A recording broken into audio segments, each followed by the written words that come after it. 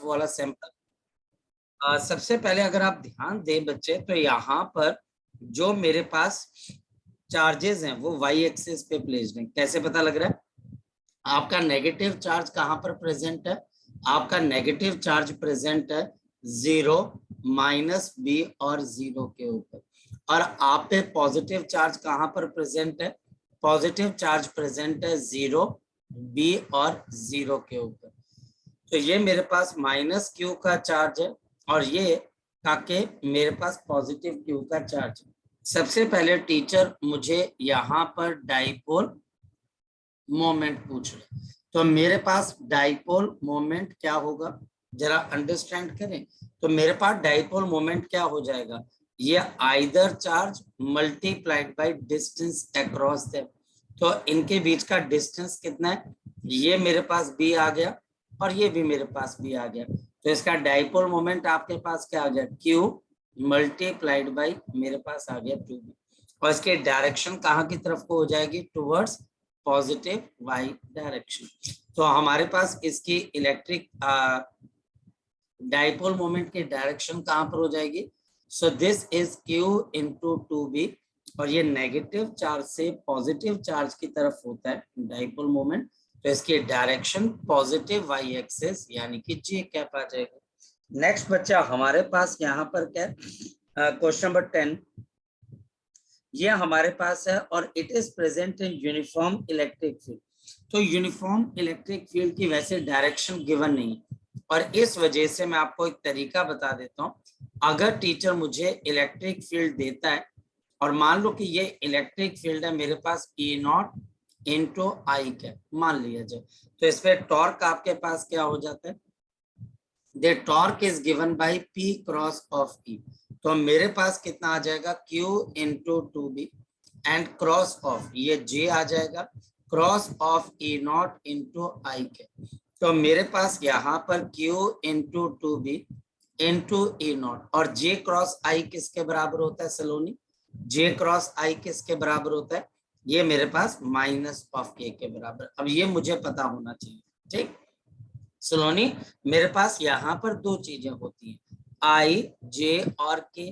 अगर हम I cross J करें तो पॉजिटिव ऑफ K आता है, लेकिन अगर मेरे पास I, J और आपके पास K है, लेकिन अगर मैं J क्रॉस I करूं उल्टा चलूं तो मेरे पास इसके लिए नेगेटिव साइन आ जाता है। इस वजह से J cross I minus of K आ जाएगा, तो इसके साथ माइनस ऑफ K हमारे पास इसका आंसर आ जाएगा।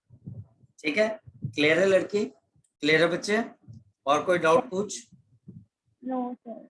सिमरत कोई डाउट? जस्सी कोई डाउट? औशीन कोई डाउट? Yes sir. हाँ बोल बेटा। सर एक केस था सर जिसके अंदर सर आपने फ्लक्स लीव E2RH करवाया था सर, वो कैसे आया सर सिलेंडर के अंदर? तो मुझे थोड़ा और डिटेल में बता बच्चे, तो मैं क्वेश्चन तो बड़े करवाता हूँ, मेरे पिछले लेक्चर से रिलेटेड है बच्चे ये चीज। Yes sir. यस अच्छा सर। तो सर एक क्या सिलेंडर है जिसके अंदर मीनिंग की उसका मिडल वाला जो है उसके अंदर से वो रेक्टेंगल बन रहा है, उसका रेडियस 2 आ रहा है, हाइट h है, तो इलेक्ट्रिक फील्ड है।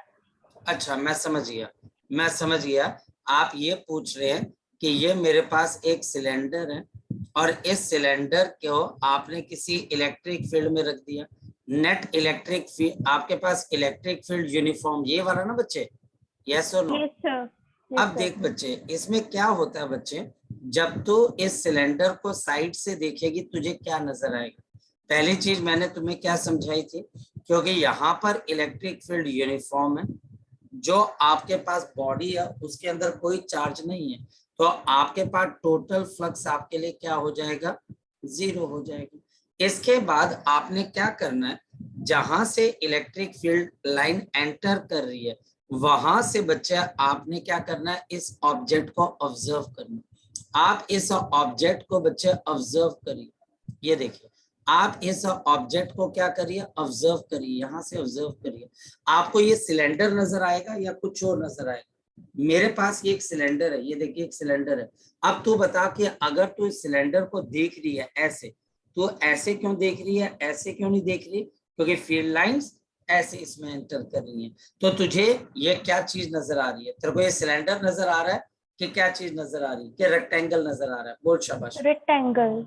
रेक्टेंगल नजर आ रहा है जिसकी जो आपके पास ब्रेड्थ होगी वो इसका डायमीटर होगा ऊपर वाले का, और जो इसकी लेंथ होगी वो इस सिलेंडर की क्या हो जाएगी, हाइट हो जाएगी। तभी तो हम बोलते हैं कि यहाँ पर हम जब इस सिलेंडर को दूर से देखते हैं तो हमें सिलेंडर थोड़ी ना नजर आता है, हमें ये क्या नजर आता है, ए का हमारे पास यहाँ पर रेक्टेंगल नजर आता है। तो हमारे पास यहाँ पर जो आपका इनकमिंग फ्लक्स है वो मेरे पास क्या आ जाएगा, माइनस आपके पास यहाँ पर इलेक्ट्रिक फील्ड इनटू एरिया, ये मेरे पास 2r और ये मेरे पास h, तो ये मेरे पास 2r इंटू h हो जाएगा। और जो फ्लक्स आपके पास लीव करेगा ये एंटर और ये लीव वाला, तो plus of E multiplied by 2r into h, तो ये लीव वाला आ जाएगा। ठीक है जी राघव? Yes sir. सर आपने सर क्या करा सर, एक्चुअली सर मेरे साथ जूम सर एरर दिखा कुछ रहा नहीं, मैं सिर्फ डाउट्स ले रहा हूँ बच्चे, जो बच्चों के डाउट्स हैं बच्चे वो ले रहा हूँ बच्चे, ठीक है? सर। एक डाउट मेरा भी था सर, मैं कुछ सेंड करना भूल गया सर। कोई बात नहीं, आप सेंड कर दो अभी, बाकी बच्चे कोई डाउट पूछ ले, बाकी बच्चा कोई डाउट पूछ ले, ठीक है जस्सी? Yes sir. किसी और बच्चे का कोई डाउट? किसी सर और? हाँ जी बोलो। सर ऊपर वाले क्वेश्चन में आपने electric field I x axis के अकॉर्डिंग ली है, तो अगर हम वाई एक्सिस पे लेंगे तो? हाँ बिल्कुल सही चीज बोली तुमने, इसको बोलते हैं बच्चे हमारे पास नहले पे दहला मारना। क्या अगर मेरे पास ये सिलेंडर ऐसे होगा और मान लिया जाए कि यहाँ पर इलेक्ट्रिक फील्ड नीचे से ऊपर जा रही है, तो अब अगर तू नीचे से ऊपर की तरफ को देखेगी तो तुझे क्या नजर आएगा, यानी इस सिलेंडर को अब तू कहां से देखेगी, नीचे से, ऐसे यहाँ से, तो तू देख तेरे को क्या नजर आ रहा है बच्चे, बोल शाबाश। सर ये नहीं सर, ऊपर वाले क्वेश्चन में। अच्छा ये वाले में नहीं, आपको लग रहा है कि ऊपर वाले में, कहां पर, यहाँ पर राजे? जी सर, यहाँ पे इलेक्ट्रिक फील्ड जीरो, आपने फिर जीरो। अगर इलेक्ट्रिक फील्ड यहाँ पर ये भी आपके पास वाई एक्सेस की तरफ है तो जीरो हो जाएगी, क्योंकि दोनों के बीच का एंगल 0 डिग्री हो जाएगा, तो वहां पे टॉर्क 0 हो जाता है। ठीक है सर। ठीक है। हाँ जी राघव बताओ बच्चे, क्या क्या डाउट है बच्चे आपका? सर सेंड कर दिया सर मैंने सर आपको व्हाट्सएप पे सर। मैं देख लेता हूँ बच्चे। राइटिंग भी गंदी है सर। हमारे पास आपका क्वेश्चन क्या है, oil of 12 excess of the electrons is held stationary under the electric field of this one, और आपके पास क्या है, now next is Milken's oil drop experiment. The density of the oil is 151.26 gram per centimeter cube. Estimate the radius of the drop. तो हो जाएगा question, ये आपके NCERT के एडिशनल एक्सरसाइज का सबसे पहला क्वेश्चन है। राइट राघव? राइट राघव? बिल्कुल। तो हमारे पास ये आपके NCERT के आपके पास एडिशनल एक्सरसाइज का सबसे पहला क्वेश्चन, एडिशनल एक्सरसाइज का सबसे पहला क्वेश्चन। हमारे पास यहाँ पर कोई एक ड्रॉप है जिसके अंदर हमारे पास 12 इलेक्ट्रॉन्स का एक्सेस ऑफ चार्ज है। यहां से समझना, यानी कि इस पे चार्ज कितने का है मेरे पास, इस पे चार्ज है मेरे पास 12 इलेक्ट्रॉन्स का, यानी कि 12 इंटू 1.6 इंटू 10⁻⁻19 कूलम का चार्ज। और इसको बच्चे हमने इलेक्ट्रिक फील्ड के अंदर रोका हुआ। अब इस पे नेगेटिव चार्ज है तो ग्रेविटी कहां पर काम कर रही है, mg नीचे की तरफ, तो इसमें इलेक्ट्रिक फोर्स कहाँ पे लगनी चाहिए, ऊपर की तरफ, Q इंटू E। और एक नेगेटिव चार्ज बॉडी के ऊपर, एक नेगेटिव चार्ज बॉडी के ऊपर इस पे नेगेटिव चार्ज है, फोर्स इलेक्ट्रिक फील्ड के अलोंग लगती है कि इलेक्ट्रिक फील्ड से ऑपोजिट लगती है, तो आंसर है इलेक्ट्रिक फील्ड से ऑपोजिट लगेगी, क्योंकि ये नेगेटिवली चार्ज बॉडी है। तो आपके पास यहाँ पर फोर्स इलेक्ट्रिक फील्ड से ऑपोजिट लगी, रीजन क्योंकि ये बॉडी नेगेटिवली चार्ज है। तो अब मेरे पास यहाँ पर Q into E is equal to M into G, और मेरे पास यहाँ पर Q आपके पास आ गया 12 into 1.6 into 10⁻⁻19 mass of the drop, तो 4/3 pi into R cube density rho, ये मास आ गया इंटू जी। अब सारी इंफॉर्मेशन राघव तुझे गिवन है, और तुझे क्या निकालना बच्चे, इसका रेडियस निकालना। आगे तो अब मैथमेटिक्स रहेगी बच्चे आपके पास। Okay sir. तो मेरे पास इसको कैंसिल करेगा 3, तो 9 इंटू 1.6 इंटू 10 के पावर माइनस 19, नीचे मेरे पास पाई और यहाँ पर रो और ये जी, एंड दिस इज आर। तो तेरे पास आर की वैल्यू किसके बराबर है, तो 9 इंटू 1.6 इंटू 10 के पावर माइनस 19, पाई की वैल्यू 22/7। डेंसिटी कितने गिवन है बच्चा हमारे पास यहाँ पर 151.26 ग्राम पर सेंटीमीटर क्यूब। तो यहाँ पर अब मुझे थोड़ा सा देखना पड़ेगा। 1 आपके पास 51 पॉइंट आपके पास 26, तो 1 ग्राम पर सेंटीमीटर क्यूब, तो ये 10 की पावर आपके पास 3 मल्टीप्लाई हो जाएगी। तो सर वो सर 1.26 है सर, 1.26 1.26 है सर डेंसिटी सर। 1.26 है, तो चलो 1.26 इंटू 10⁻3, क्योंकि 1 ग्राम पर सेंटीमीटर क्यूब 10 की पावर 3 ग्राम पर मीटर क्यूब के बराबर आ जाता है। ठीक है, तो इसकी वैल्यू डाल दोगे। अब आप इसको सॉल्व करोगे तो आपके पास आपके क्वेश्चन का क्या आ जाएगा, आंसर आ जाएगा। इलेक्ट्रिक फील्ड को लिखना मैं भूल गया, तो आपके इलेक्ट्रिक फील्ड है 2.55 10 की पावर 4, तो 2.25 इंटू 10 की पावर 4। होप सो तुम्हें अपना डाउट क्लियर हो गया। ये ठीक है सर बेटा, सर ये कैसे पता है सर कि इलेक्ट्रिक फील्ड से डाउनवर्ड एक्ट करेगी sir?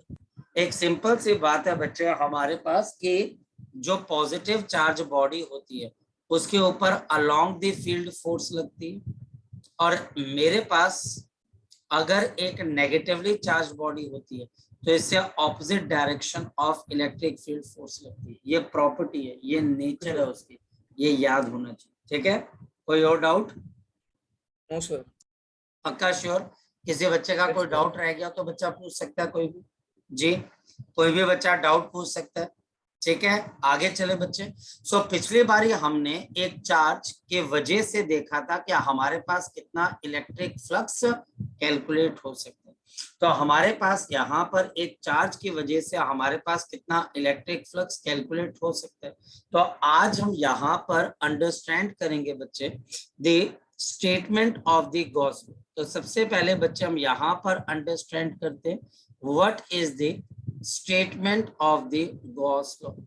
What is the statement of the Gauss law? मेरे पास गॉस लॉ की स्टेटमेंट क्या कहना चाहती है, पहले तो हम इसको अंडरस्टैंड करते हैं। गॉस लॉ एक बड़ी सिंपल सी बात जो है मुझे समझाने की कोशिश करती है। वो ये क्या बोलती है बच्चा हमारे पास, वो ये बोलती है if the total electric flux, या फिर बच्चे इफ द आपके पास surface integral of the electric field, surface integral of the electric field यानी कि electric flux, electric field over the Gaussian surface,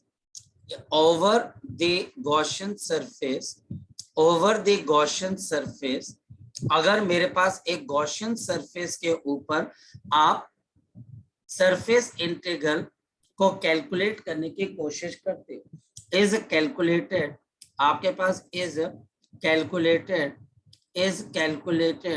then बच्चा हमारे पास क्या हो जाता है, then it is always equal to, तो ये बच्चा हमारे पास ऑलवेज किसके बराबर हो जाता है, this is always equal to the, this is always equal to the, ये हमेशा बच्चा हमारे पास बराबर हो जाता है।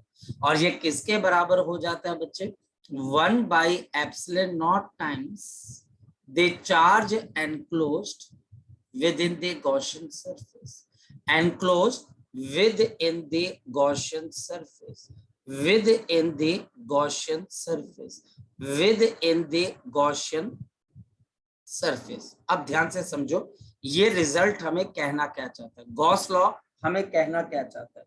गॉस लॉ ये बोलता है कि सपोज मेरे पास यहाँ पर कोई रैंडम सी 3D बॉडी प्रेजेंट है, रैंडम सी, मैं रैंडम सी ले लेता हूँ, जरूरी नहीं है कि मैं इसके कोई शेप बनाऊं, कि रैंडम सी मेरे पास 3D आपके पास बॉडी है, और 3D बॉडी है तो इसके पास कोई ना कोई वॉल्यूम भी होगा बच्चा हमारे पास। तो ये 3D बॉडी है तो हमारे पास यहाँ पर इसका कोई ना कोई एक वॉल्यूम आपके पास प्रेजेंट, ये एक 3D बॉडी है। 3D बॉडी मतलब एक झोले की तरह आपके पास। तो ये मेरे पास एक 3D बॉडी है और इस 3D बॉडी के अंदर फ्लक्स आ रहा है बच्चों। आपको इस 3D बॉडी में से फ्लक्स निकलता हुआ नजर आ रहा है, और ऐसा नहीं है कि ये फ्लक्स कहीं और से आ रहा है, इसी के अंदर से आ रहा है। इसके अंदर जब आपने झांक कर देखा तो आपको इसके छोटे से एरिया पे फ्लक्स आता हुआ नजर आया, किसी दूसरे एरिया पे भी नजर आया, यहाँ पर भी आपको हर जगह से फ्लक्स निकलता हुआ नजर आ रहा है। ये एक बोरी है। ये बच्चा हमारे पास एक ऐसा पाउडर का डब्बा है, जिस पाउडर के डब्बे को जब तुमने देखना शुरू किया तो कोई पर्सन बोल रहा है यार मुझे ना इसमें से फ्लक्स निकलता हुआ नजर आ रहा है, ये डब्बे में से फ्लक्स निकल रहा है। जैसे कि मेरे पास ये एक स्फीयर है, तो किसी ने बोला क्या हो गया, कहते यार मुझे ना इस स्फीयर में से, इस ग्लोब में से ना फ्लक्स निकलता हुआ नजर आ रहा है। बोले पीछे देखो, पीछे इलेक्ट्रिक फील्ड तो नहीं है यार, आसपास कोई इलेक्ट्रिक फील्ड नहीं है, इसमें से फ्लक्स निकल रहा है। अब इसके अंदर से फ्लक्स निकलेगा तो वो कैलकुलेट कैसे होगा, क्योंकि सरफेस तो आड़ी टेढ़ी है। तो हम बोलते हैं ऐसा करते हैं, हम एक छोटा सा एरिया ले लेते हैं जिसका एरिया नॉर्मल NdA है, और जिसके अंदर से जो इलेक्ट्रिक फील्ड बाहर निकल रही है वो हमारे पास E के बराबर। और ऐसे मैं इस सरफेस के ऊपर कितने एरिया ले लेता हूँ, तो आप बोलोगे मैं ऐसे इस सरफेस पे बहुत सारे एरिया ले लेता हूँ, और मैं हर एरिया के ऊपर एरिया नॉर्मल देखूंगा और इलेक्ट्रिक फील्ड देखूंगा, और मैं सभी का फ्लक्स आपस में ऐड कर दूंगा। और ऐड करने को बच्चे हम क्या बोलते हैं मैथमेटिक्स में, इंटीग्रेशन। तो उसने बोला अगर मैं एक छोटे से एरिया के फ्लक्स को कैलकुलेट करके इसको इंटीग्रेट कर दूं, मैं इसको इंटीग्रेट कर दूं, एक छोटे से एरिया के फ्लक्स को लेके इंटीग्रेट कर दूं, कहां पर इंटीग्रेट कर दूं, इसकी क्लोज सरफेस पे, इसके क्लोज्ड सरफेस पे, हर जगह पे, तो मेरे को यहाँ पर क्या मिलेगा, 1/ε0 टाइम्स द चार्ज एनक्लोज्ड। ये फ्लक्स आपके पास एग्जैक्टली किसके बराबर होगा, जो आपके पास अंदर चार्ज एनक्लोज्ड है ये उसके बराबर हो जाएगा। यानी कि अगर मेरे पास किसी सरफेस में से फ्लक्स निकल रहा है तो हो सकता है बच्चे कि उसके अंदर मेरे पास यहाँ पर चार्ज एनक्लोज्ड हो सकता है। तो मैं बोला कि अगर किसी 3D बॉडी में से फ्लक्स निकल रहा है तो ये फ्लक्स को आप टोटल कैलकुलेट करो। टोटल कैलकुलेट करने का मतलब क्या है, जैसे ये पाउडर का डब्बा है तो फ्लक्स टोटल कैसे कैलकुलेट होगा, आप इधर भी देखोगे, इधर भी देखोगे, पीछे नीचे ऊपर हर जगह पे फ्लक्स को कैलकुलेट करके ऐड कर दोगे, और जो नेट फ्लक्स आएगा वो हमेशा किसके बराबर हो जाएगा, 1/ε0 टाइम्स द चार्ज एनक्लोज्ड। तो 1/ε0 टाइम्स द चार्ज एनक्लोज्ड। और ये चार्ज हमारे पास कहां पर प्रेजेंट है, ये चार्ज हमारे पास क्यों, इस बॉडी के अंदर कहीं पर रखा है, अंदर। जी पता लगा बच्चा, आपको पता लगा। ये इंटीग्रेशन का मतलब बच्चा हम क्या कर रहे हैं, इंटीग्रेशन का मतलब ये मैं समेशन कर रहा हूं, यहां पर मैं समेशन कर रहा हूं of the flux, the summation of the flux all over the body, all over the body. ये सारी बॉडी के ऊपर जो भी मेरे पास फ्लक्स आ रहा है मैं उनको आपस में ऐड कर रहा हूं। तो समेशन का मतलब यही है कि मैं यहाँ पर इनको आपस में ऐड करूंगा, तो जितना भी फ्लक्स निकलेगा टोटल पूरी बॉडी में से वो 1/ε0 टाइम्स चार्ज एनक्लोज्ड के बराबर। जी अब मैं वेट करता हूं, अगर आप में से किसी बच्चे ने कोई डाउट पूछना है, यू आर मोस्ट वेलकम। शाबाश, बोलो बच्चे। अगर आप में से किसी बच्चे ने कोई डाउट पूछना है, मोस्ट वेलकम बच्चे, मोस्ट वेलकम, शाबाश, पूछो बच्चे। और किसी बच्चे ने कोई डाउट पूछना है तो वो पूछ सकता है, शाबाश, बोलो बेटा। देव सिमर कुछ पूछना है, हर्षो, औशिन, मुदित, बेटा कुछ पूछना तो आप पूछ सकते हो, शाबाश। पूछना है, पूछना बच्चे। No sir, no sir. चलो अब हमारे पास यहाँ पर जब ये चीज आपके पास आ जाती है सानिया, तो अब हमको सानिया यहाँ पर करना क्या है, हमको यहाँ पर अब इस पर्टिकुलर रिजल्ट को जगह जगह पे यूज करना। और क्यों यूज करना है, ताकि आप गॉस लॉ को प्रूव कर सको और गॉस लॉ से चीजों को अंडरस्टैंड कर सको। तो सबसे पहले हम क्यों ना इस गॉस लॉ को प्रूव करें for the Coulomb's law. So the Coulomb's law from the Gauss law. So we have the Coulomb's law from the Gauss law. The Coulomb's law from the, आपके पास क्या आ जाता है, गॉस लॉ। तो Coulomb's law from the Gauss law कैसे करेंगे? तो हम कूलम्स लॉ को गॉस लॉ से कैसे निकालने की कोशिश करें, फोकस करें। तो मेरे पास यहाँ पर एक, आपके पास क्या बच्चे, चार्ज है Q। जो चार्ज हमारे पास यहाँ पर प्रेजेंट है, the charge is present inside the, आपके पास स्फेरिकल बॉडी। ध्यान से समझिए।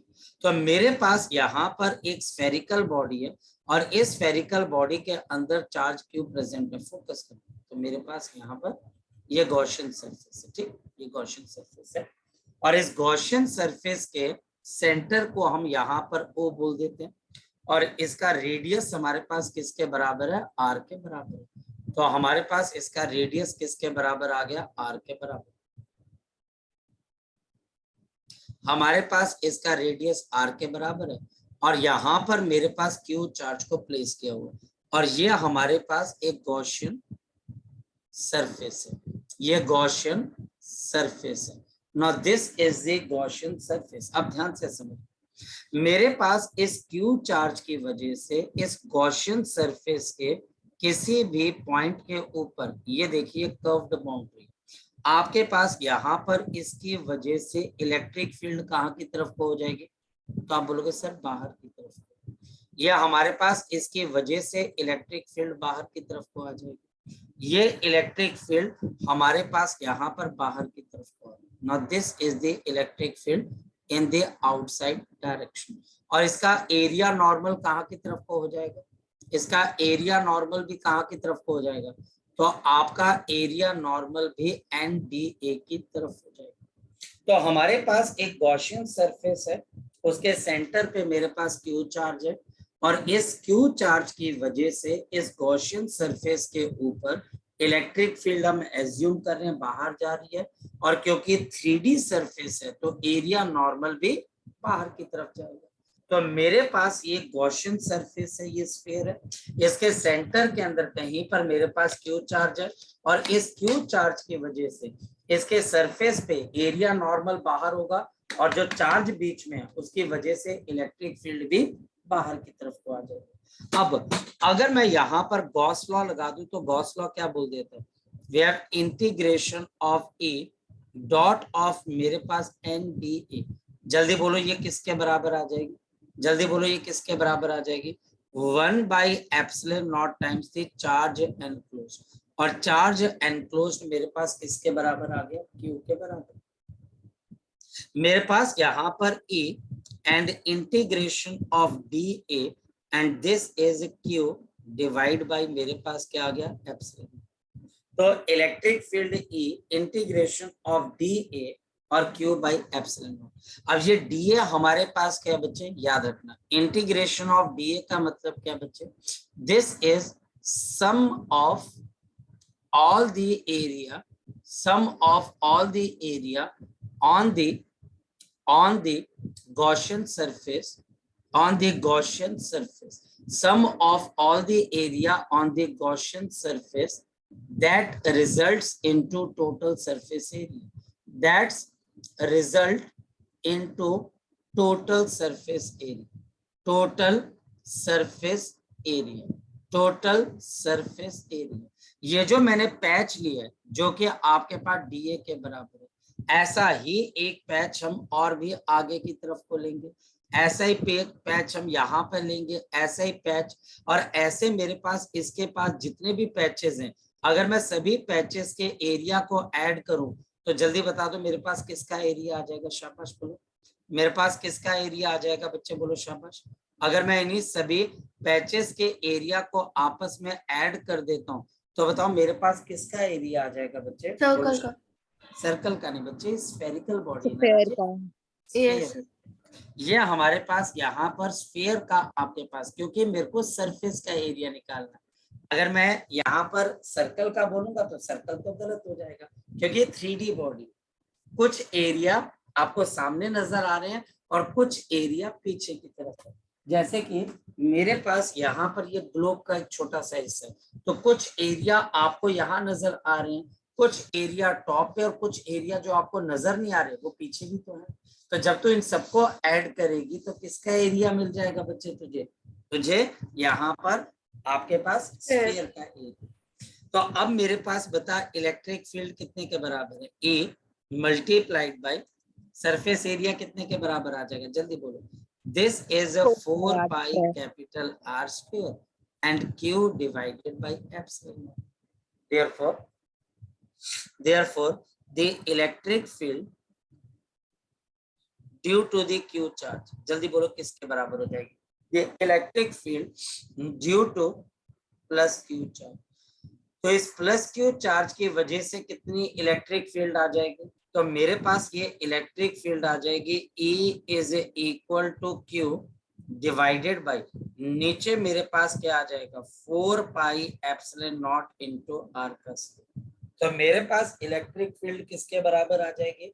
Q divided by 4 pi epsilon naught into R का square. So Q divided by 4 pi epsilon naught into R का स्क्वायर। ये इलेक्ट्रिक फील्ड इस जगह पे आ गई जहां पर मैंने बड़ा सा डॉट किया। अब ध्यान से समझ, if we have another charge Q naught at this point, अगर मेरे पास कोई एक दूसरा चार्ज है Q naught at this point, इस पॉइंट के ऊपर एट दिस पॉइंट, अगर इस पॉइंट पर मेरे पास कोई Q नॉट चार्ज आ जाएगा, then force on this charge will be, the force on this charge will be, इस चार्ज के ऊपर बताओ कितनी फोर्स लग जाएगी? on this charge will be, जल्दी बोलो इस चार्ज के ऊपर कितनी फोर्स लग जाएगी बच्चा हमारे पास? तो आंसर है force is given by charge Q not multiplied by electric field की। और इलेक्ट्रिक फील्ड यहाँ पर किसकी काम कर रही है? Q चार्ज की। तो जल्दी बता दो फोर्स किसके बराबर आ जाएगा? Q naught into Q divided by 4 pi epsilon naught into R square. और जल्दी से बता दो ये लॉ किसको रिजेंबल करता है? जल्दी बता दो बच्चे। This law resembles the Coulomb's law. ये लॉ बच्चे किसको रिजेंबल कर जाता है? हमारे पास कूलम्ब्स लॉ को रिजेंबल कर जाता है। ये लॉ हमारे पास किसको रिजेंबल कर गया बच्चे? कूलम्ब्स लॉ को रिजेंबल कर।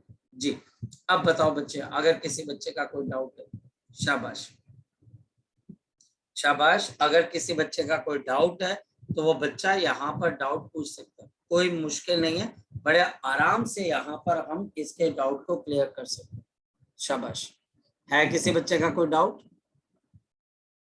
है किसी बच्चे का डाउट बेटा? No sir. चलो चलते हैं अब हम आगे की तरफ।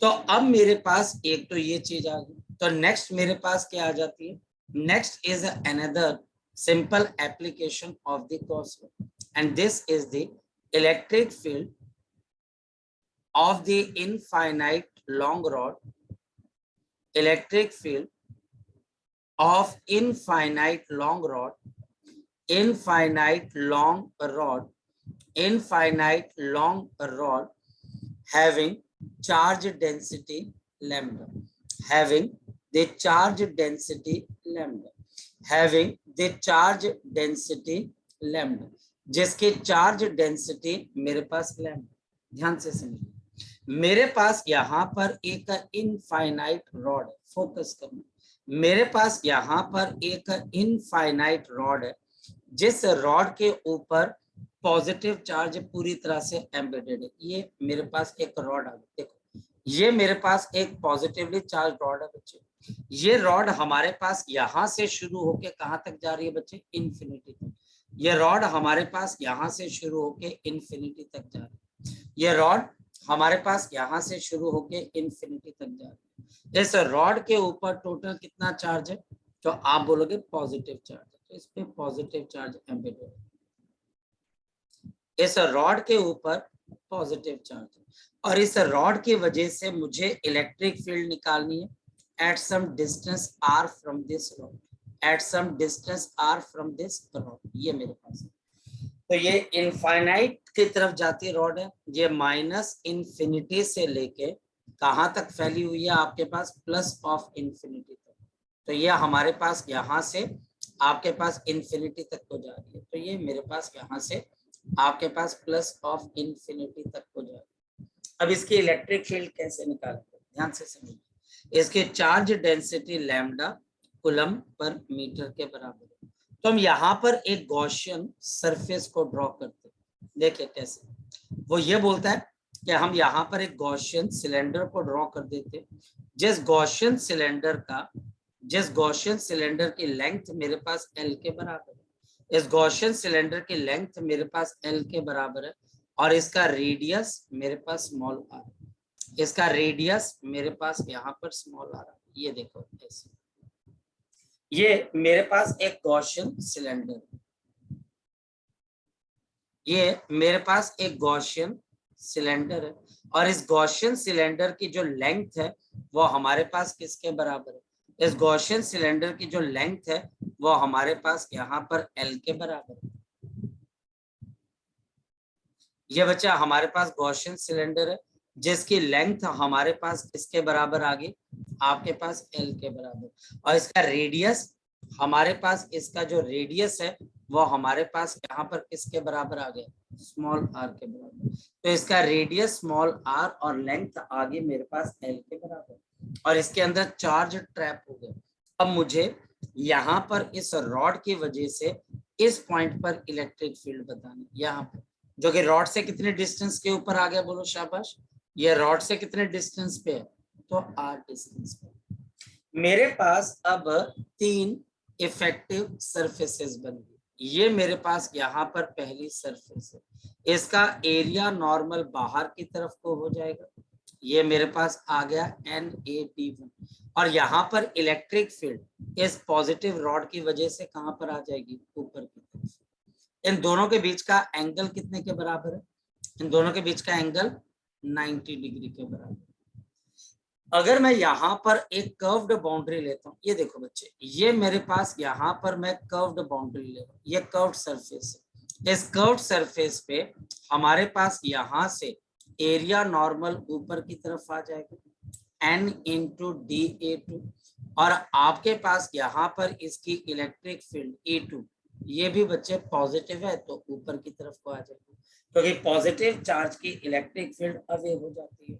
और अगर मैं यहाँ पर तीसरी सरफेस लूं, इसका एरिया नॉर्मल बाहर की तरफ, और ये पॉजिटिवली चार्ज रॉड है, तो आपकी इलेक्ट्रिक फील्ड यहाँ पर, तो मेरे पास यहाँ पर NdA3 और आपकी इलेक्ट्रिक फील्ड मेरे पास यहाँ पर E3, और इन दोनों के बीच का एंगल कितने के बराबर आ गया राजीव, 90 जी। अब बताओ, मैं यहाँ पर वेट कर लेता हूँ, अगर आपने कोई क्वेश्चन पूछना है you can ask me any question. Repeat कर दोगे सर? बोल बच्चे, क्या पूछना है इसमें से? एक बार से रिपीट कर दोगे सर, थोड़ा सा मैं जूम लैग कर रहा है सर। अच्छा, मेरे पास यहाँ पर एक इनफाइनाइट रॉड है ऐसे, और इस इनफाइनाइट रॉड की आपके पास क्या बच्चे, चार्ज डेंसिटी लैम्डा, और इस रॉड की वजह से मुझे यहाँ पर इलेक्ट्रिक फील्ड निकालनी, ये रॉड है, इलेक्ट्रिक फील्ड यहाँ निकालनी। तो इसके इलेक्ट्रिक फील्ड को निकालने के लिए मैं क्या करता हूँ, एक सिलेंडर एज्यूम कर लेता हूँ ऐसा, जैसे ये बच्चा हमारे पास गिलास है, ये सिलेंडर मैं एज्यूम कर लेता हूँ कि ये इसमें से क्या हो रहा है बच्चा, आपके पास पास हो रहा है। लगी बात समझ में? ये आपके पास इमेजिन करो, ये सिलेंडर इसमें से पास हो गया, तो ये सिलेंडर क्या बन गया बच्चा, हमारे पास गॉसियन सरफेस बन गया गॉसियन सरफेस, यस और नो? अब क्योंकि ये पॉजिटिव प्लेट है, अब ध्यान से समझना, क्योंकि ये पॉजिटिव रॉड है, तो आपके पास इसका एरिया नॉर्मल ऊपर वाले सरफेस पे ऊपर होगा, नीचे वाले पे नीचे होगा, और इसकी वजह से इलेक्ट्रिक फील्ड कहाँ की तरफ को हो जाएगी, बाहर की तरफ। तो आपके लिए ये वाला एरिया नॉर्मल बाहर, क्योंकि 3D बॉडी का एरिया नॉर्मल बाहर होता है, और क्योंकि ये पॉजिटिव रॉड है तो इसकी इलेक्ट्रिक फील्ड अवे हो जाएगी। मेरे पास जो कर्व्ड बाउंड्री है, इसका एरिया नॉर्मल बाहर होगा, और बीच में जो मेरे पास रॉड है उसकी इलेक्ट्रिक फील्ड भी तो बाहर की तरफ हो जाएगी, हाँ या ना? मेरी बात को समझ पा रहे हो? मेरी बात को आप समझ पा रहे हो? तो कर्व्ड बाउंड्री पे इस पॉजिटिव चार्ज की वजह से इलेक्ट्रिक फील्ड अवे और एरिया नॉर्मल भी आपके पास अवे हो जाएगा। और लास्ट मेरे पास ये फ्लैट सरफेस आ गया, इसका भी मेरे पास एरिया नॉर्मल बाहर की तरफ को आ रहा है और इलेक्ट्रिक फील्ड अवे। देखो पॉजिटिव की इलेक्ट्रिक फील्ड अवे हो जाएगी, तो ये भी एंगल 90, ये एंगल 90, बट कर्व्ड बाउंड्री के ऊपर हमारे पास एंगल कितने के बराबर हो जाएगा? शाबाश बोलो बच्चे, 0 डिग्री के बराबर। लग गया पता बच्चे? यस लग गया पता बच्चे? चले आगे की तरफ। Next yes. अगर मैं यहाँ पर फ्लक्स के कॉन्सेप्ट को लगाने की कोशिश करता हूँ, सपोज कि मैं यहाँ पर फ्लक्स के कॉन्सेप्ट को लगाने की कोशिश करता हूँ, गॉस लॉ लगाता हूँ, तो देखिए गॉस लॉ कैसे लगेगा। So applying the Gauss law, applying the Gauss law, अगर मैं यहाँ पर गॉस लॉ को अप्लाई कर दूं तो जल्दी बोलो क्या चीज आ जाएगी? मेरे पास गॉस लॉ क्या आ जाएगा? Integration of, we have E dot of NDS and this is charge enclosed divided by epsilon. So E dot NDS और ये मेरे पास किसके बराबर है? Charge enclosed divided by epsilon, charge enclosed divided by epsilon। अब इसके मेरे पास तीन हिस्से हैं।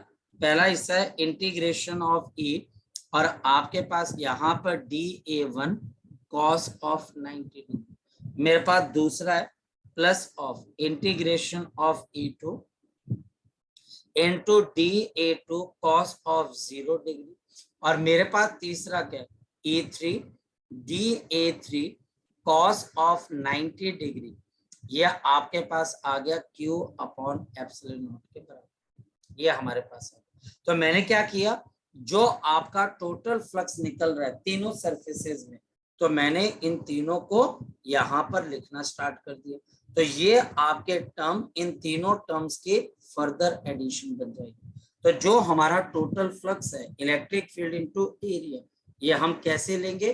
पहले आप एक फ्लैट एरिया पे, फिर आप दूसरे कर्व्ड एरिया पे, फिर तीसरे पे, आप तीनों को आपस में ऐड करोगे तो आपके लेफ्ट हैंड साइड वाले टर्म बन जाएंगे। अब पहले का आंसर क्या आ जाएगा? 0, दूसरे का plus of integration electric field into area dA2 plus of 0। अब इसमें चार्ज कितना इंक्लूडेड है? पॉइंट ये कि हमारे पास इसमें चार्ज कितना है इस गॉसियन सरफेस में, तो इसमें चार्ज कितना एनक्लोज्ड होगा? ये आपके पास आएगा charge density of the wire multiplied by the length of the wire in the Gaussian surface, in the Gaussian surface. तो गॉसियन सरफेस के अंदर इसकी लेंथ कितनी है? जितने गॉसियन सिलेंडर की लेंथ है, तो लैम्डा मल्टीप्लाइड बाय एल। ये हमारे पास इस गॉसियन सिलेंडर के अंदर टोटल चार्ज आ गया। तो Q की वैल्यू लैम्डा एल अपॉन मेरे पास क्या आ गया? Epsilon not. अब आगे चलते हैं। अब मेरे को इलेक्ट्रिक फील्ड जो निकलनी है बच्चे, वो एरिया आपके पास integration of curved area of the cylinder. तो कर्व्ड एरिया ऑफ सिलेंडर किसके बराबर होगा? तो हम अगर देखें तो कर्व्ड एरिया ऑफ सिलेंडर किसके बराबर होता है? जल्दी बताएं, कर्व्ड एरिया ऑफ सिलेंडर किसके बराबर आ जाएगा? ये मेरे पास आता है 2 पाई r radius of cylinder into length and lambda l upon epsilon not, lambda l upon epsilon not. तो मेरे पास L से L हो जाएगा कैंसल। तो अब electric field due to infinite rod किसके बराबर होती है? तो ये मेरे पास आ जाएगी लैम्डा अपॉन 2 पाई एप्सिलॉन नॉट इनटू r। तो लैम्डा अपॉन 2 पाई एप्सिलॉन नॉट इनटू r, ये इलेक्ट्रिक फील्ड किसकी वजह से आ जाएगी? इनफाइनाइट रॉड की वजह से। ये इलेक्ट्रिक फील्ड हमारे पास किसकी वजह से आ गई? इनफाइनाइट रॉड की वजह से। जी बताएं, शाबाश। अगर इसमें से कुछ पूछना है यू कैन आस्क, शाबाश। आप इसमें से कोई भी चीज मुझसे दोबारा पूछ सकते हैं, कोई बात नहीं बच्चों, आप इसमें से कोई भी चीज मुझसे दोबारा पूछ सकते हैं। ये डेरिवेशन इंपॉर्टेंट है, स्कूल के अंदर आ सकती है। तो ये डेरिवेशन अगर कोई बच्चा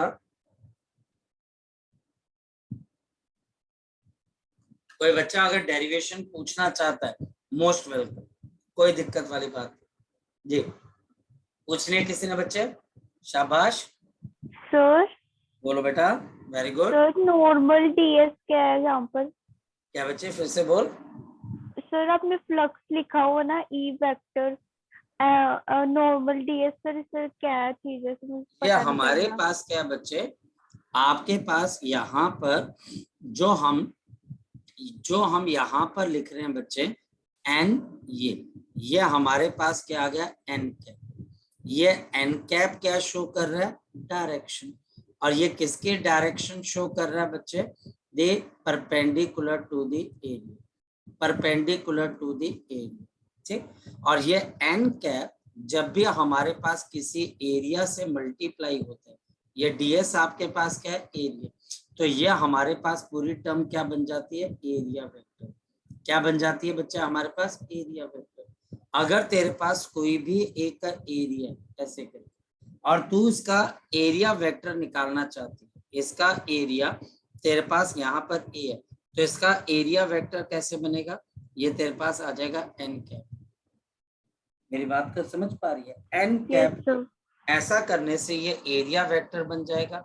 फिर अगर इसमें से कोई इलेक्ट्रिक फील्ड पास हो रही होगी तो फ्लक्स कैसे आ जाता है, जल्दी बता दो बच्चे, E डॉट एन इंटू, आया ना बच्चे, क्लियर होगी बात?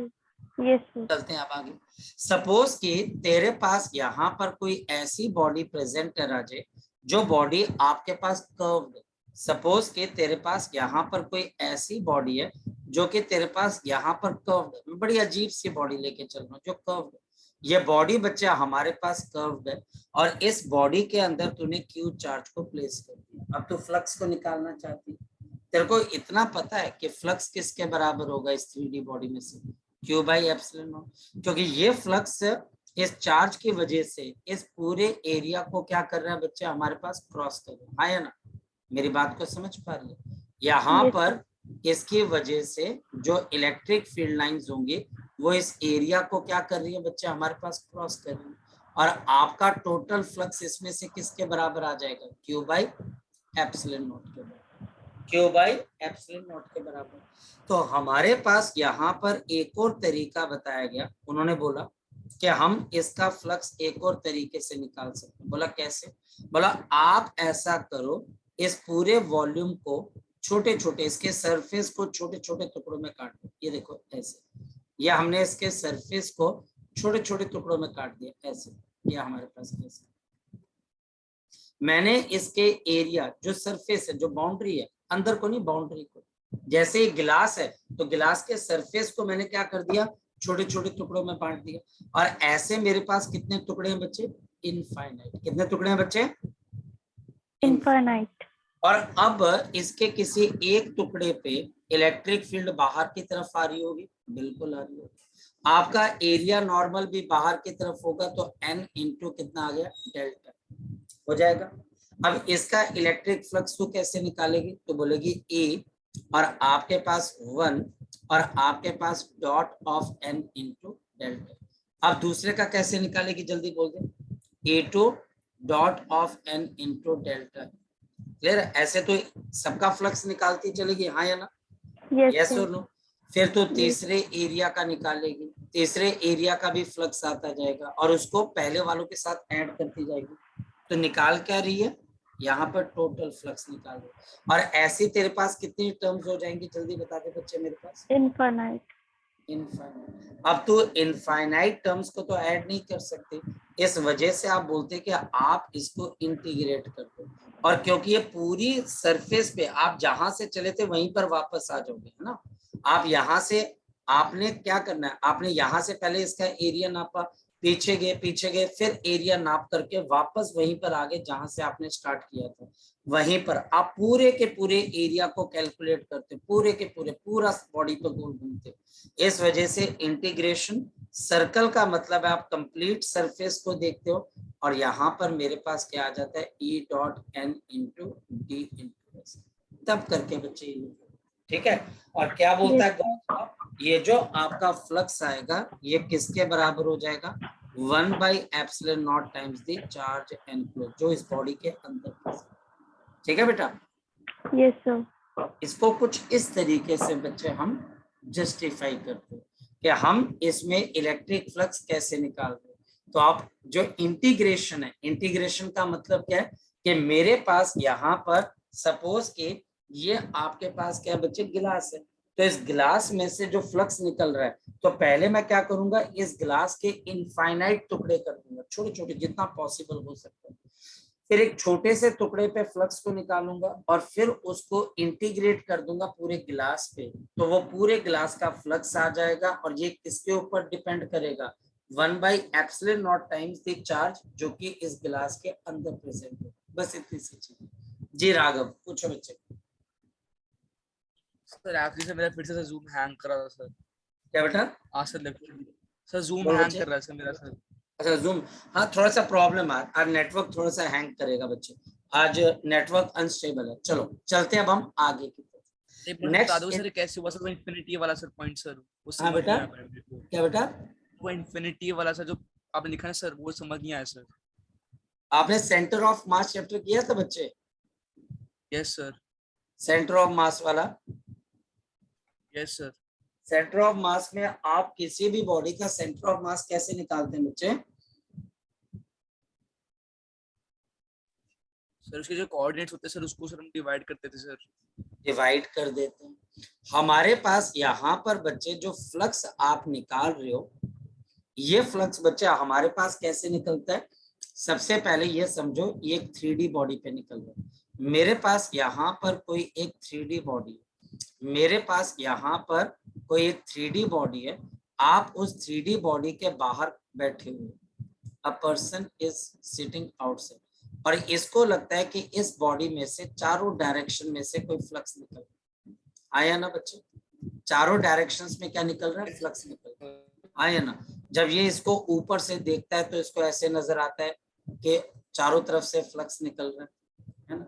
जब ये इसके सामने से देखता है तो इसको नजर आता है इस जगह से भी फ्लक्स बाहर निकल रहा है, इसको नजर आता है कि नीचे वाली यानी कि हर डायरेक्शन से क्या निकल रहा है, फ्लक्स आपके पास बाहर की तरफ को निकल रहा है। आया ना, तो वो ये बोलता है कि आप इसका टोटल इलेक्ट्रिक फ्लक्स कैसे निकालोगे। फॉर्मूला क्या होता है फ्लक्स निकालने का, फॉर्मूला क्या होता है इलेक्ट्रिक फ्लक्स निकालने का, इलेक्ट्रिक फील्ड इनटू एरिया है। यस और नो, यस सर। यस और नो बच्चे, यस हेलो मेरी आवाज आ रही है बेटा, हेलो। आ रही है सर, आ रही है। अच्छा, हमारे पास जो फ्लक्स होता है वो electric field into area A के बराबर होता है। यानी कि अगर मेरे पास किसी ने सीधा सीधा एरिया दे दिया, ये मेरे पास सीधा सीधा आपके पास एरिया बिल्कुल सीधा बिल्कुल सपाट एरिया जैसे कागज का टुकड़ा, और आपके पास इसका एक ही एरिया नॉर्मल, ये फ्लैट सरफेस है नॉट कर्व, ये बिल्कुल भी बच्चा हमारे पास कर्व नहीं। तो अब आप इसका फ्लक्स कैसे निकालते हो, आप सिंपल देख लेते हो, this is given by A dot आपके पास एन इंटू, ये फ्लक्स आ गया। लेकिन जब आपके पास कर्व्ड सरफेस आ जाए, जब हमारे पास यहाँ पर कर्व्ड सरफेस आ जाए ऐसे करके, जब मेरे पास यहाँ पर ऐसे करके कर्व्ड सरफेस आ जाए, अब आप इसका फ्लक्स कैसे निकालोगे, क्योंकि फ्लक्स के अंदर बच्चा अब आपका एरिया नॉर्मल क्या सभी का एक ही डायरेक्शन में कि अलग अलग डायरेक्शन में, जरा सोच के बताओ। आपका एरिया जो आपके पास होगा क्या सेम डायरेक्शन में होगा कि अलग अलग डायरेक्शन में, अलग अलग डायरेक्शन में। तो अगर मैं यहाँ पर इस जगह का फ्लक्स निकालूं तो एरिया नॉर्मल यहाँ पर है, आपकी इलेक्ट्रिक फील्ड यहाँ पर है। अगर मैं यहाँ पर चला जाता हूं तो एरिया नॉर्मल यहाँ पर है और आपकी इलेक्ट्रिक फील्ड यहाँ पर है। मेरी बात को समझ पा रहे हो, ये एरिया नॉर्मल आपके पास यहाँ पर है, आपकी इलेक्ट्रिक फील्ड यहाँ पर है। अगर मेरे पास कहीं पर कर्व्ड बाउंड्री हो जाती है तो वहां पर आपका इलेक्ट्रिक फ्लक्स कांस्टेंट नहीं होता है। फ्लैट सरफेस पे आपका इलेक्ट्रिक फ्लक्स क्या होता है बच्चे, कांस्टेंट होता है। यहाँ पर आपका फ्लक्स कांस्टेंट नहीं है, ये वेरी कर रहा है। तो इसके लिए आप क्या करते हो, इस कर्व्ड सरफेस को कितने टुकड़ों में काट लेते हो, इनफाइनाइट। आप इसको इनफाइनाइट हिस्सों में बांट देते हो, फिर एक छोटा सा हिस्सा ले लेते हो, वहां पर आप n इंटू डेल्टा है, क्योंकि आपने इसको इनफाइनाइट हिस्सों में काट दिया, और आप उसका इलेक्ट्रिक फ्लक्स कैलकुलेट कर लेते हो। तो पहले का फ्लक्स कितना के बराबर आ जाएगा, ए डॉट आपके पास n डेल्टा A1। दूसरे का फ्लक्स कितना आ जाएगा, ए डॉट आपके पास n इंटू डेल्टा A2। तीसरे का फ्लक्स कितना आ जाएगा, ए dot of n into delta A3। और ऐसा करते करते आपके पास कितनी टर्म्स हो जाएंगी, आंसर है इनफाइनाइट, क्योंकि मैंने यहाँ पर इनको कितने टुकड़ों में काट दिया बच्चे, इनफाइनाइट। इनफाइनाइट टुकड़ों में। तो अब मुझे अगर यहाँ पर नेट इलेक्ट्रिक फ्लक्स निकालना है, तो मुझे सभी फ्लक्स को आपस में क्या करना पड़ेगा, क्या करना पड़ेगा, क्या Add. करना पड़ेगा, ऐड। जब मैं ऐड करने जाऊंगा तो इसको मुझे इंटीग्रेट कर देना पड़ेगा। तो A dot N D A, जो कि इस कर्व्ड सरफेस का क्या आ जाएगा, टोटल फ्लक्स। और ये सर्कल का मतलब है ये कर्व्ड सरफेस कहीं ना कहीं आपस में जाकर एक दूसरे के साथ क्या कर रही है बच्चे, जुड़ रही है। ये जुड़कर आपके पास 3D क्लोज सरफेस बना रही है। तो आप जब सब फ्लक्स निकाल लेते हो तो जो फ्लक्स आपका निकलता है वो किसके बराबर होता है, 1/ε0 टाइम्स जो चार्ज इस कर्व्ड सरफेस के अंदर रखा है, ये गॉस। ठीक है बेटा, यस सर, ठीक है बच्चे, यस सर। चलो हमारे पास यहाँ पर ये चीज जब आपके पास आ जाती है, next we have the electric flux due to the infinite shift. तो आज बच्चे हम इसको नहीं कर पाएंगे, सिंपल हम इसको कल के लिए छोड़ देते, क्योंकि आज डिस्कशन थोड़ी सी दूसरी तरफ को चली गई थी, दूसरी तरफ को चली गई थी, जहां पर एक बच्चे को ये समझाना पड़ा कि हमारे पास इन डेप्थ में जाकर जो E डॉट ds होता है उसका मतलब क्या होता है। तो अब हम इसको कल स्टार्ट करते हैं, तब तक आप इसको पढ़ लीजिए। चलिए, okay, bye bye, take care.